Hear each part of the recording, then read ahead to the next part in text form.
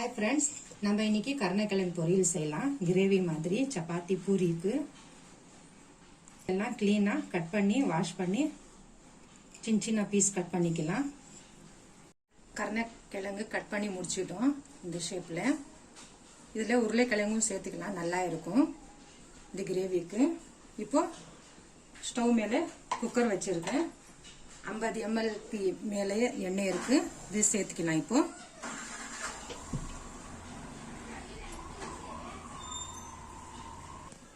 எண்ணெய் சூடாயிடுச்சு. இப்போ சின்ன வெங்காயம் சேர்த்துக்கலாம்.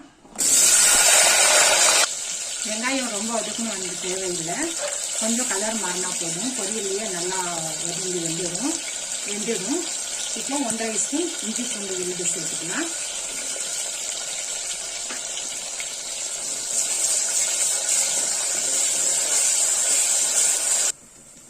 இஞ்சி பூண்டு பேஸ்ட் போட்டு 2-3 நிமிஷம் வதக்கி விட்டுட்டோம். நல்லா பச்சை ஸ்மெல் எல்லாம் போயிடுச்சு.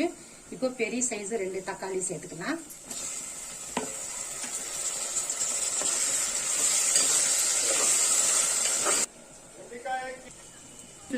ஸ்லோ ஃப்ளேம்ல தக்காளி இஞ்சி பூண்டு பேஸ்ட் எல்லாம் வதக்கி விட்டுட்டோம்.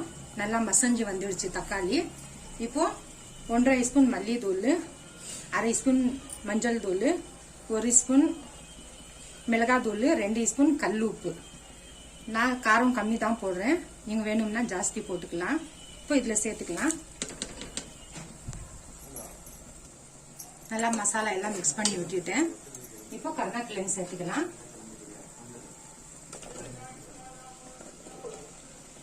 நிறைய பேர் கருணக்கிழங்கு வேக வச்சு தண்ணி வேஸ்ட் பண்றாங்க, கீழே ஊத்திடுறாங்க. அது சாப்பிட்டே பிரயோஜனம் இல்லை. அப்படியெல்லாம் வேஸ்ட் பண்ணக்கூடாது. அதோட அந்த தண்ணியும் சேர்த்து சாப்பிட்டாதான் உடம்புக்கு நல்லது. கருணக்கிழங்கு போட்டு நல்லா மிக்ஸ் பண்ணிட்டோம். இப்போ 1 டம்ளர் தண்ணி ஊற்றிக்கலாம். சின்ன டம்ளர்ல கருணக்கிழங்கு வேகிறதுக்கு மட்டும்தான். இது திக்கா இருக்கணும். இந்த கிரேவி சப்பாத்திக்கு பூரிக்கு நல்லா இருக்கும். என் பெரிய பையனுக்கு ரொம்ப பிடிக்கும் இந்த கருணக்கிழங்கு கிரேவி. சப்பாத்தி பூரி செஞ்சு கொடுத்தா ரொம்ப சந்தோஷமா சாப்பிடுவான். தண்ணி ஊற்றியும் மிக்ஸ் பண்ணியாச்சு. இப்போ 2 விசிலுக்கு வேக வச்சுக்கலாம். கருணக்கிழங்கு நல்லா வெந்து வந்துடுச்சு 2 விசிலுக்கு. இப்போ தேங்காய் பூ அரைச்சி வச்சிருக்கோம், கொஞ்சோண்டு சேர்த்துக்கலாம்.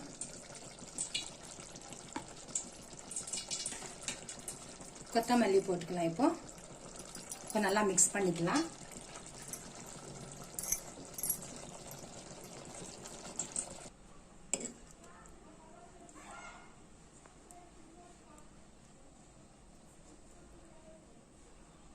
கருணக்கிழங்கு கிரேவி செஞ்சு முடிச்சுட்டோம். பூரி நல்லா இருக்கும் கருணக்கிழங்கு பொரியலுக்கு. சப்பாத்தியும் வாரத்தில் 2 வாட்டியாவது சாப்பிடணும். கருணக்கிழங்கு உடம்புக்கு ரொம்ப நல்லது. சின்ன குழந்தைங்க பெரியவங்களுக்கு எல்லாம் தரலாம் செஞ்சு. வயிற்றுல புண்ணி இருக்கிறது எல்லாம் நல்லா ஆறும். செஞ்சு பாருங்க. பிடிச்சிருந்தா லைக் சப்ஸ்கிரைப் பண்ணுங்க. மறக்காம சர்ப்ரைஸ் பண்ணுங்க. தேங்க்யூ.